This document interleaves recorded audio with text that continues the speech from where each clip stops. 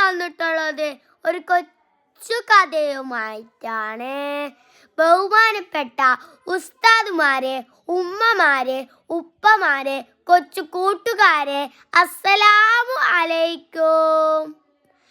മുത്തുനബിയുടെ ജന്മദിനത്തിൽ ഒരു വാക്ക് സംസാരിക്കാൻ അവസരം ലഭിച്ചതിൽ അൽഹംദുലില്ലാഹ്.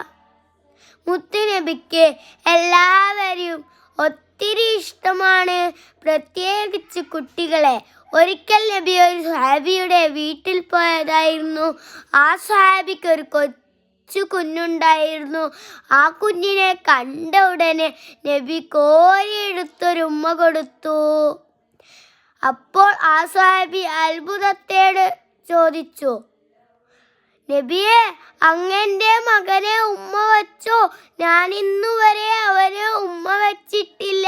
അത് കേട്ടപ്പോൾ നബിയുടെ മുഖം ചുവന്നു, നബിക്ക് ദേഷ്യം വന്നു. നബി പറഞ്ഞു, നിങ്ങൾ കുട്ടികളെ സ്നേഹിച്ചാൽ മാത്രം പോരാ, അത് പ്രകടിപ്പിക്കുകയും വേണം.